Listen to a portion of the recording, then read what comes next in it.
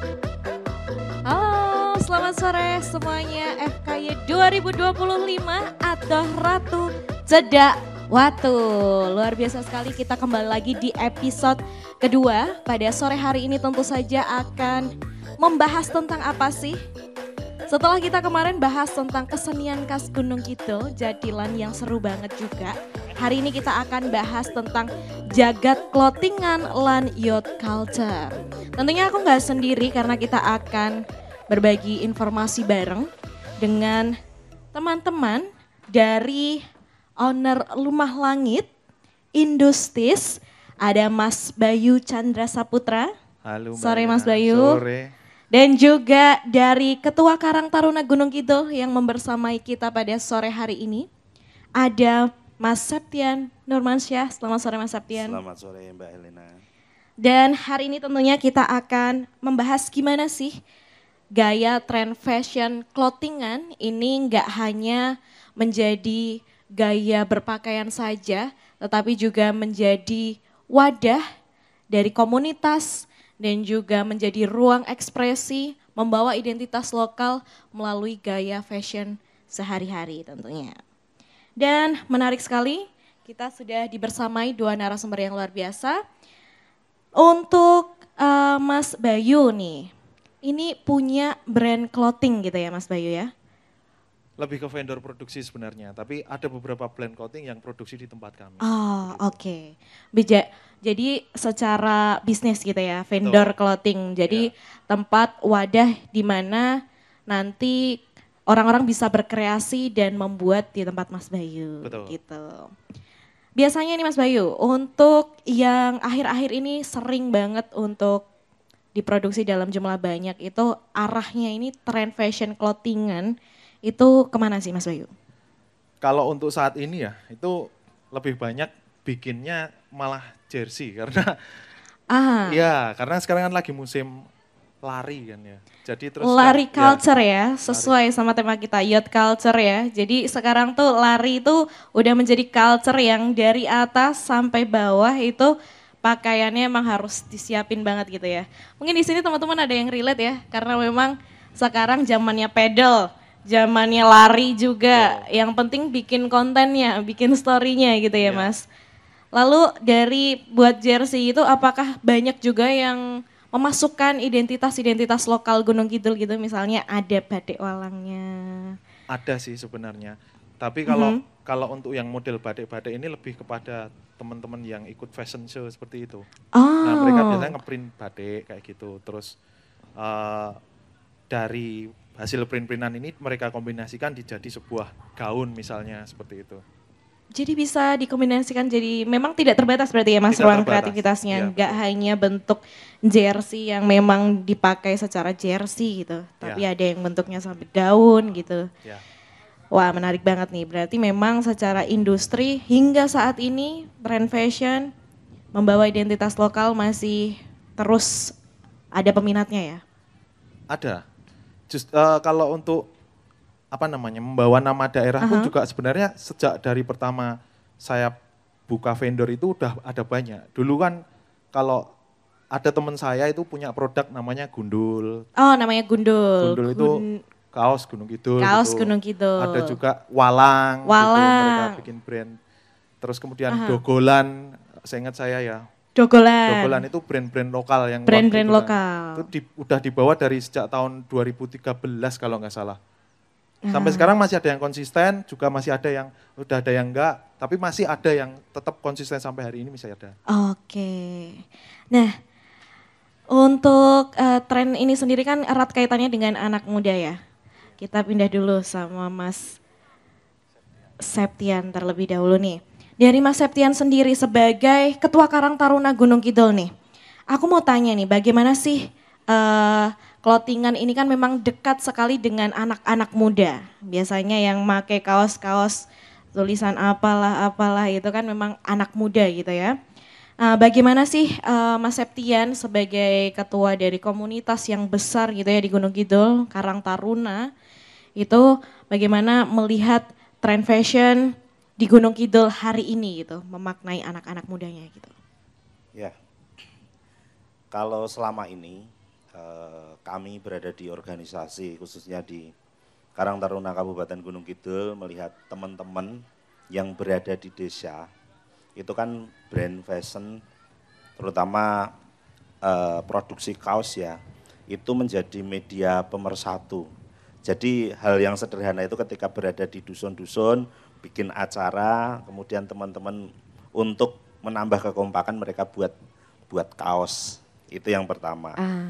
Yang kedua itu ketika budaya ini terus menjamur dan berada di desa-desa akan muncul vendor-vendor baru. Jadi usaha-usaha sablon di kalurahan-kalurahan begitu. Berarti sudah menjalar sampai ide bisnisnya juga sudah menjadi tren gitu ya? Betul sekali. Selain anak muda juga tren itu ke ibu-ibu PKK atau kelompok masyarakat basisnya RT atau dusun. Itu kan ketika event apapun ya, piknik dan sebagainya itu kan mereka untuk mengenang sebuah kegiatan itu biasanya membuat kaos kelompok begitu. Berarti menjadi wadah pemersatu justru ya? Betul sekali. Berarti justru malah menjadi sama gitu ya? Tidak ada perbedaan gitu ya, karena menjadi media pemersatu, pakai kaos ini, aku pakai kaos ini, kamu juga pakai kaos itu gitu ya Mas ya, menjadi salah satu wadah gitu. Benar sekali. Dan tentu ketika satu seperti itu, yang lain juga akan kepingin dan seterusnya. Nah di Kabupaten Gunung Kidul itu ada 144 kelurahan. 144 kemudian kelurahan ada besar sekitar ya?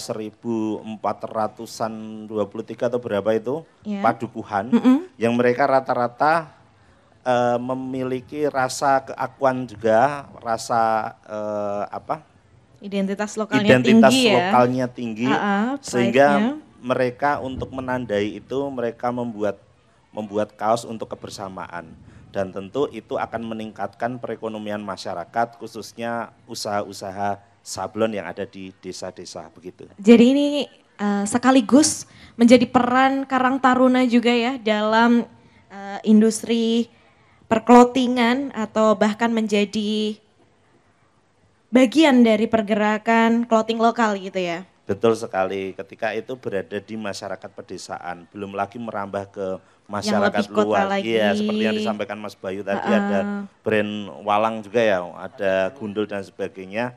Itu menjadi identitas sebuah daerah, orang datang ke sini bawa oleh-oleh kemudian bawa ke kampung halamannya sebagai oh saya pernah ke sana, begitu. Menarik sekali. Mungkin ada salah satu pengalaman gitu dari Mas Bayu sendiri untuk berkolaborasi langsung dengan komunitas lokal. Salah satunya mungkin dari Karang Taruna itu sendiri. Itu mungkin apa pengalaman yang paling berkesan gitu. Berkolaborasi dengan komunitas ini membawa satu brand atau membawa satu desain tertentu yang memang sampai bisa semua orang tertarik gitu Mas. Kalau pengalamannya sih dengan Karang Taruna kan kebanyakan mereka tuh kalau datang ke tempat kita itu desainnya bisa dibantu atau mungkin mereka buat desain sendiri. Nah, pernah juga di tempat kami di Tawarsari itu kan ada kegiatan tahunan yang namanya Guyup Rukun Tawarsari dan itu event juga kayak gini kayak lomba toklik dan lain sebagainya kayak gitu. Nah, itu bikin produksinya tempat kita terus mereka pakai ya tadi sama kayak kembaran satu panitia dan dijadikan merchandise dan lain sebagainya. Seperti itu sih. Bahkan bisa dijual kembali gitu ya biasanya kalau untuk merchandise berarti ya, orang luar bisa merasakan memakai baju yang sama dengan identitas yang kita bawa gitu ya. Iya, sekali. Apalagi luar biasa. Perantau juga. Nah, menurut Mas Septian dan juga Mas Bayu nih apakah potensi clothing lokal di Gunung Kidul ini kedepannya bisa memang menembus pasar nggak hanya lokal aja tapi juga lebih luas lagi gitu ya, untuk menasional mungkin seperti itu, apakah mungkin gitu? Kalau saya rasa sangat mungkin sekali ya, ketika warga masyarakat Gunung Kidul itu lebih memahami kearifan lokal di wilayahnya. Karena masing-masing wilayah itu kan punya khas masing-masing. Jadi pasti ada identitas atau simbol-simbol budaya atau seni yang itu bisa divisualkan melalui karya sablon atau desain. Yang mana berbeda dengan wilayah lain. Sehingga itu menjadi identitas yang mungkin akan menjadi oleh-oleh tempat lain dari wilayah kita atau dari Gunung Kidul, begitu. Gimana nih Mas Septian? Berarti kedepannya bisa menjadi salah satu produk budaya juga ya, yang memang mampu menembus pasar dan sama berharganya dengan tradisi jadilan, sama berharganya dengan tradisi rasulan gitu. Kalau di Gunung Kidul sendiri kan kita punya banyak gitu ya. Apakah memang menurut Mas Septian dan juga Mas Bayu kedepannya ini bisa menjadi salah satu bagian dari produk budaya gitu, clothing ini? Kalau menurut saya sih nanti kaos ini bakalan menjadi media ya, media memperkenalkan tradisi yang ada di Gunung Kidul tentunya. Karena kan dengan kaos ini dijual misalnya kayak ada gambar jadilahnya dan lain sebagainya. Ini kaos oleh-oleh dari Gunung Kidul seperti itu. Bisa terus kemudian kalau ditanya tentang apakah mungkin untuk go nasional atau internasional, itu sangat mungkin karena kan di Gunung Kidul sendiri itu kan memiliki aset wisata yang cukup banyak begitu. Nah, dari aset wisata yang cukup banyak ini itu tadi dengan cara mendesain yang bagus, terus mungkin seniman-seniman yang seneng gambar, mendesain yang disesuaikan dengan tema yang mungkin aset-aset pariwisata yang punya kita itu kan bisa jadi barang oleh-oleh yang akan dibawa ke luar negeri mungkin, terus mereka akan tahu oh ternyata di sana ada pantai yang bagus dan begitu sebagainya. Ini menarik sekali ya tentunya ya.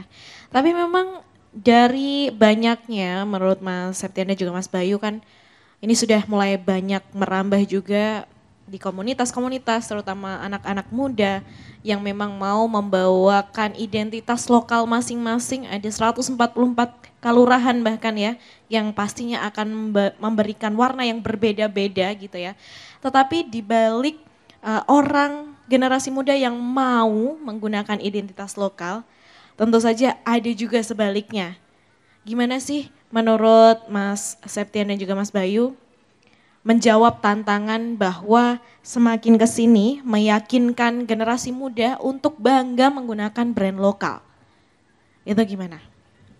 Ya kalau menurut saya itu membangun kebanggaan itu harus dari diri sendiri ya.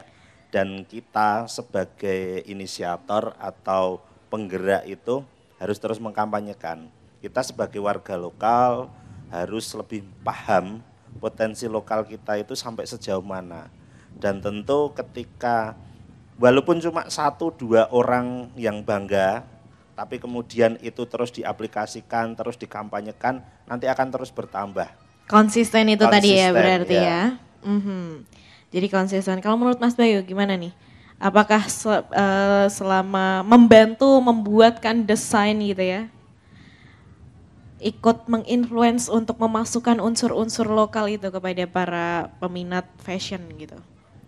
Ya sama sih sebenarnya. Kita harus pakai sendiri tentunya produk yang kita bikin dan produk dari teman kita atau mungkin gambar-gambar desain yang membanggakan daerah asal kita seperti itu. Bahkan saat digunakan pas waktu keluar kota atau bahkan keluar negeri itu juga kita harus membanggakan. Nanti kan ibaratnya kalau ada yang pakai dibawa keluar ngelihat tuh kan wah kayak Raisen jadi ikut-ikut Raisen gitu loh. Gitu ya. Istilahnya seperti itu, jadi nanti pede lah istilahnya. Tapi memang ada salah satu sentimen juga generasi muda, apalagi saya sendiri juga ada di generasi itu gitu ya, generasi Z gitu. Mungkin kalau kakak-kakak ini generasi milenial gitu ya. Itu kan juga kok. Memang kesulitannya itu karena menurut kita, menurut kami itu kadang brand-brand lokal ini belum mampu mengikuti tren fashion yang mungkin jadi ada kesan bahwa lokal itu adalah kampungan gitu. Nah ini gimana sih menurut Mas Bayu dan juga Mas Septian, gimana cara kita menjaga keseimbangan antara idealisme budaya, jadi selama tren fashion ini masih terus berkembang, kita masukkan unsur-unsur identitas budaya kita, identitas lokal kita, tapi tanpa mengesampingkan tuntutan pasar modern gitu. Jadi kan adalah sekarang celana corduroy, baju banyak-banyak yang unik-unik gitu ya, tren-tren fashion yang modern gitu, yang kita anggap modern sometimes gitu. Itu gimana sih kita menjaga keseimbangan untuk identitas lokal ini bisa dibuat nggak kalah oke gitu daripada hal-hal yang menjadi tren-tren saat ini gitu. Kalau dari segi industri lah Dari segi yang industri. pastinya kita ATM, amati tiru modifikasi. Amati tiru modifikasi. Ya, kita cari tahu bahan apa yang dia gunakan, terus kenapa kok ini bisa dijual dengan harga yang cukup tinggi, kenapa ini yang bisa terkenal, nah kita gali, terus nanti kita kolaborasikan dengan kearifan lokal yang ada, seperti itu sih. Dari kearifan lokal yang ada, jadi bisa membawa pantai itu tadi, bisa membawa pariwisata, bisa membawa tiwul gitu ya, siapa tahu ya. Kayak bikin kaos oversize terus gambar entung kan bisa, misal seperti itu. Bisa banget, ya, kan? Dikasih kata-kata hari ini gitu ya. Kata-kata hari ini yang mungkin bijak Jawa dari daerah Gunung Kidul atau kata-kata selengean gitu kan bisa. Dan itu bisa jadi keren ya ketika memang dibawakan dengan pertama percaya diri pastinya ya, percaya diri dan juga tahu untuk membawakan.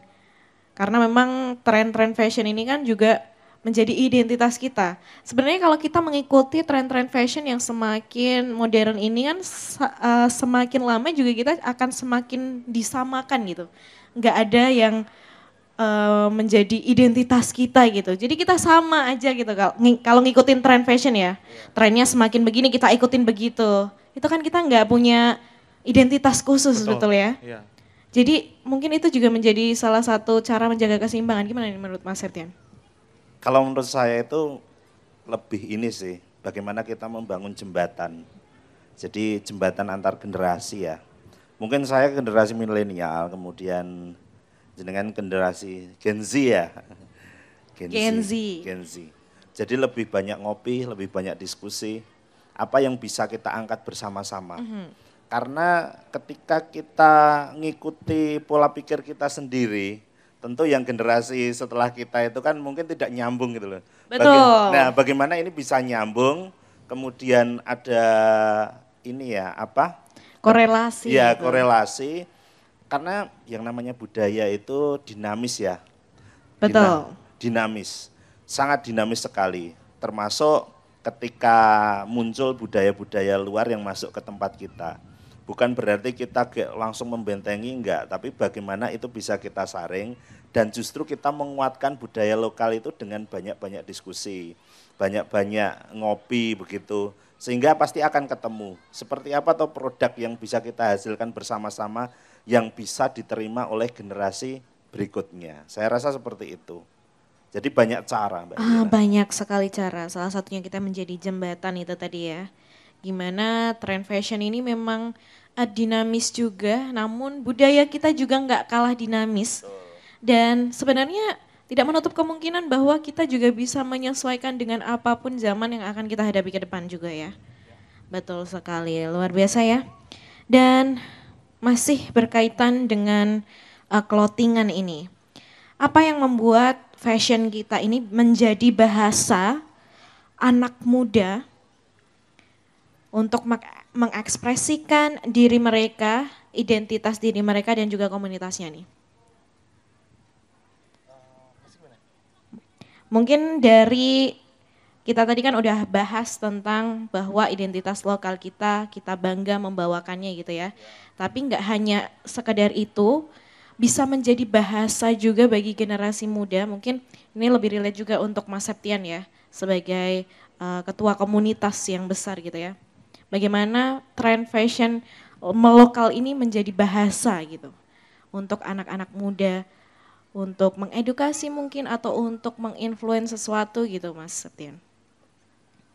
Ya, jadi ini adalah media yang sangat dekat sekali tentu dengan anak muda.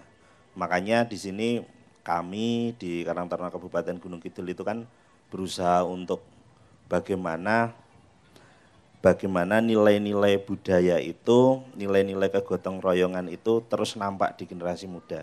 Salah satunya tadi yang saya sampaikan adalah banyak-banyak forum diskusi itu. Sehingga apa? Sehingga gagasan-gagasan besar itu kadang muncul itu dari warung kopi begitu. gagasan besar itu muncul dari warung kopi sehingga itu direalisasikan untuk anak muda. Dan tentu nanti ini akan terus berkembang ya, begitu Mbak. Luar biasa sekali kalau dari Mas Bayu sendiri selaku vendor gitu ya secara industri. Gimana bisa memaknai bahwa identitas lokal ini bisa menjadi bahasa untuk menyebarluaskan informasi tentang Gunung Kidul sendiri mungkin dari Mas Bayu sendiri. Ya mungkin untuk owner brand ini yang khususnya owner brand anak Gunung Kidul itu lebih saya sarankan untuk membuat desain yang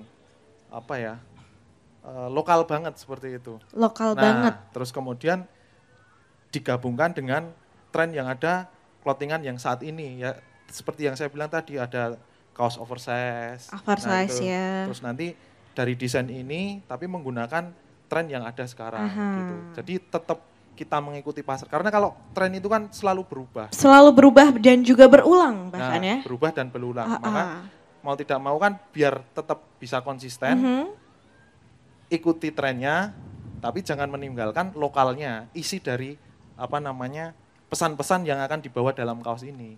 Begitu. Luar biasa sekali. Dan juga hal-hal ini juga menjadi pemantik bahwa generasi-generasi muda ini bisa memunculkan ide-ide kreatif, nggak hanya membuat desain saja, juga memantik banyaknya lahir industri-industri clothing juga ya Mas dari daerah-daerah itu tadi seperti yang Mas Septian bilang. Dan Mas Bayu ini juga tentunya nggak akan takut ya kesaingan dengan industri-industri muncul dari kalurahan-kalurahan gitu. Sama sekali tidak. Sama Justru sekali tidak Gunung ya. Kidul ini sangat luas sekali. Saya melihat peluangnya itu sangat banyak. Seperti halnya ini contoh yang bisa saya lihat. Wisata itu di pinggir pantai itu hampir semuanya. Di situ kan kalau misalnya main tuh butuh kaos. Nah butuh itu yang kaos. garap itu saya lihat masih sebagian kecil saja. Masih sebagian kecil saja. Sedangkan ibaratnya saya itu punya tangan dua, nek arep nggarap kabeh kan pasti nggak bisa gitu. Sayang sekali kalau misalnya itu oleh-oleh dari yang di pantai itu diproduksi dari luar Gunung Kidul. Sayang sekali ya, padahal diperjualbelikan di Gunung Kidul bisa jadi oleh-oleh khas Gunung Kidul juga tentunya ya. Seperti itu. Nah, sejauh ini clothingan itu berarti bisa menjadi wadah kreativitas ya Mas Sofyan ya, Mas Septian ya.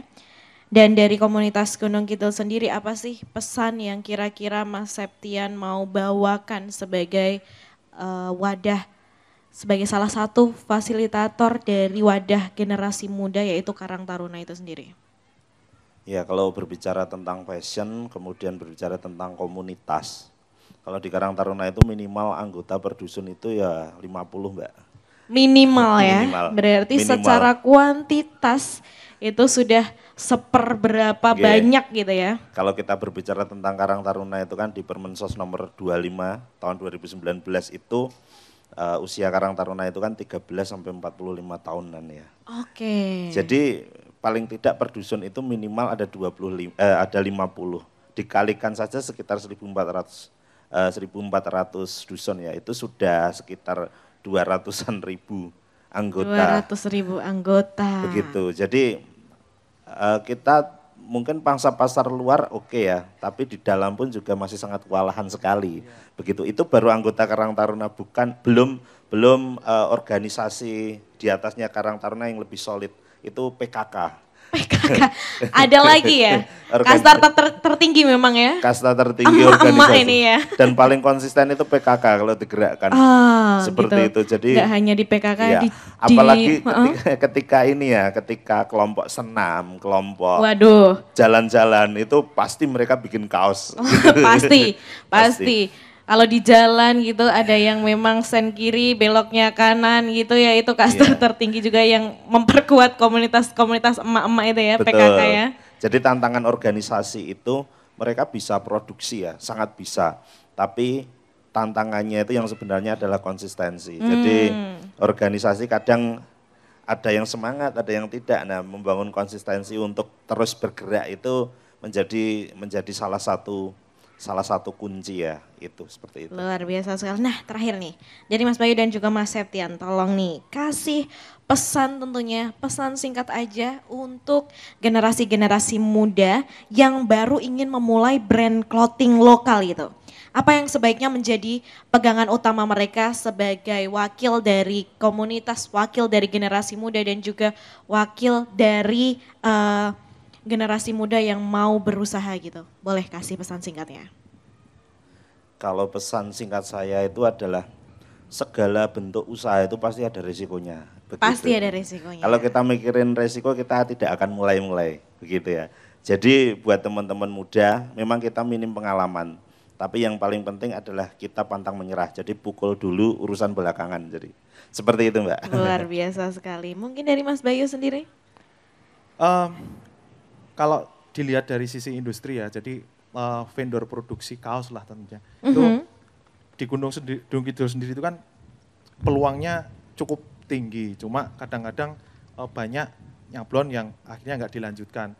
Tapi mereka lupa bahwa sebenarnya peluangnya itu justru ada di tempat di sini gitu loh. Malah di sini malah justru. di sini, ya itu dengan cara itu tadi mengangkat sesuatu hal yang ibaratnya kalau budaya itu kan bisa kita jual lah istilahnya, dijual dalam tanda kutip gitu loh. Nah itu dari situ, dia bikinlah kaos-kaos kreatif tentang Gunung Kidul, oleh-oleh, begitu. Terus apa ya, produk enggak hanya sablon itu kan luas banget. Bisa tas dan lain sebagainya. Terus nyablon itu juga sendiri kan sebenarnya prosesnya juga udah seni. Nah, prosesnya kadang-kadang juga seni pikiran ya. kita nggak terbuka melihat bahwa Gunung Kidul ini sebenarnya bisa dijual. Gitu. Bisa dijual, ya, bisa banget dijual gitu ya. Luar biasa sekali, berarti memang segala usaha itu pasti ada resikonya. Kita mulai aja dulu, nanti ide kreatifnya juga akan semakin terus terasah ya, apalagi dengan konsisten itu tadi. Nah, kalau kita membayangkan generasi muda ini, bagaimana sih Mas Septian dan juga Mas Bayu membayangkan generasi muda ini memaknai kebersamaan, kreativitas dan juga kebanggaan daerah ini lewat fashion? Gimana nih kira-kira? Cara memaknai generasi muda bangga terhadap fashion adalah memakai produk lokal.